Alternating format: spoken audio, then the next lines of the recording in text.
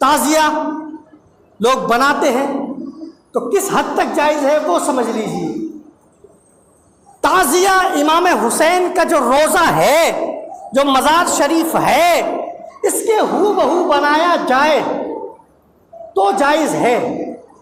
جس طریقے سے کعبہ شریف کا بنا لیا جاتا ہے، مدینۃ المنورہ کے فوٹو بنا لیے جاتے ہیں، تصویریں بنا لی جاتی ہے، ایسے ہی اگر کوئی امام حسین کا نقشہ بنائے اس حد تک جائز ہے، اور اس کو ایک جگہ رکھ دیا جائے، کیا ایک جگہ رکھ دیا جائے اور مرد حضرات اس کی زیارت کرے، اس اعتبار سے کہ ہم وہاں نہیں جا سکتے ہیں، یہاں پر امام حسین کی روزے کی زیارت کر لے اور وہاں پر آ کر امام حسین کے لیے کلام مجید پڑھ کر ایصال ثواب کیا جائے، اس حد تک جائز ہے بس۔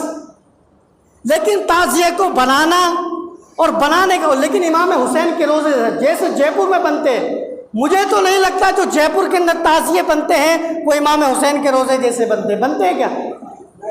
نہیں بنتے ہیں، میں نے تو نہیں دیکھا ہے، ایک بھی نہیں دیکھا ہے۔ وہ لوگ اپنی کاریگری دکھاتے ہیں، اپنی خوبصورتی دکھاتے ہیں۔ جے پور کے اندر تو کوئی بھی ایسا ہے کہ نہیں بنتا ہے، اور پھر اس کو بنانا صرف اس حد تک جائز ہے کہ امام حسین کے روزے، تو اس کو بنا کے گھمانا پھر بھی جائز نہیں ہے۔ کیا اس کو بنا کے گھمانا تو پھر بھی جائز نہیں ہے، اور تم اس کے اوپر یہ ظلم کرو کہ ڈھول بجاؤ، تاشے بجاؤ، تو یہ تو اور ناجائز کام ہو گیا، یہ اور ناجائز کام ہو گیا ہے۔ تو اس لیے لوگوں، جو لوگ ایسے تعزیے بناتے ہوں، جو ڈھول بجاتے ہوں، جو تاشے بجاتے ہوں، وہ ایسے موقعوں پر چندہ کرنے کے لیے آتے ہیں، تو ایسے لوگوں کو چندہ دینا بھی جائز نہیں ہے، بالکل بھی 1 روپیہ بھی نہ دیا جائے۔ ہاں اگر کوئی یہ کہے کہ ہم امام حسین کے نام کی سبیل لگانا چاہ رہے ہیں، امام حسین کے نام کا لنگر لگانے چاہ رہے ہیں، اور اگر وہ جینون لوگ ہیں، اگر وہ ایماندار لوگ ہیں، ایسا نہ ہو کہ سال کے 12 مہینہ چرس پھونکنے والا ہو، گانجا پھونکنے والا ہو، شراب نوشی کرنے والا ہو، جھوٹ بولنے والا ہو، دغا کرنے والا ہو، اگر ایسا شخص بھی چندہ لینے کے لیے آئے تو اس کو بھی مت دو، کیونکہ اس کا بھی کوئی بھروسہ اور اعتماد نہیں ہے۔ کیونکہ نشے کی طلب ایسی ہوتی ہے کہ جو اپنی بیوی اور اپنی ماں بہنوں کو بیچائے، وہ ان پیسوں کی کیا حیثیت ہے اس کے سامنے۔ تو جو اگر کوئی ایسا ایماندار شخص ہے کہ آپ کو لگتا ہے کہ واقعی یہ پیسہ امام حسین کے لنگر کے اندر لگائے گا، چاہے وہ سبیل کی صورت میں ہو، چاہے وہ کسی کھانے کی صورت میں ہو، تو اس کو تو دینا جائز ہے، لیکن اگر کوئی ایرا گیرا ہے تو اس کو بھی دینا جائز نہیں ہے۔ آپ اپنے طور پر امام حسین کے لیے سارا ثواب کرنا چاہتے ہیں تو آپ ایک جگ ہی کیوں نہ شربت کا بنا لیں یا پانی کا ہی پلا دیں، اور اس پانی کا ثواب امام حسین کو نظر کر دیں، یہ بھی بہت بڑا ایصال ثواب ہے۔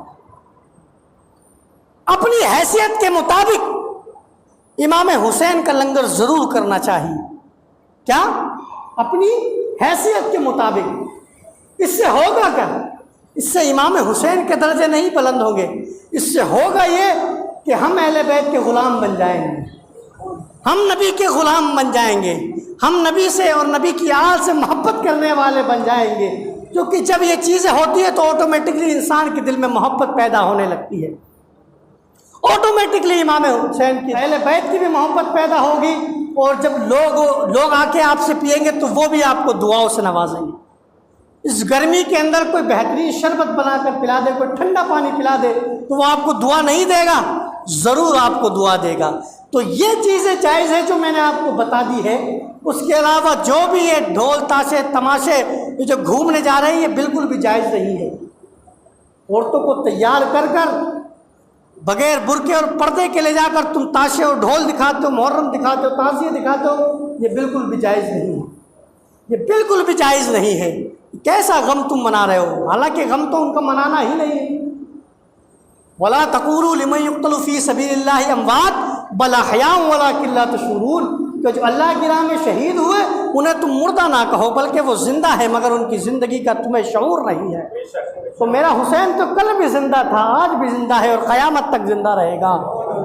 حسین تو شخصیت وہ ہے، تو تم کس منہ سے کہہ رہے ہو کہ حسین کا ہم غم منا رہے ہیں؟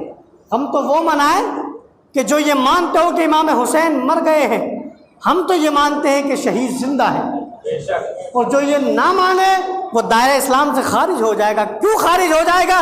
کیونکہ قرآن مجید کی آیت ہے، نص قطعی سے ثابت ہے کہ شہید زندہ ہے۔ تو شہید زندہ ہے تو امام الشہداء کا عالم کیا ہوگا، امام الشہداء کا مقام کیا ہوگا؟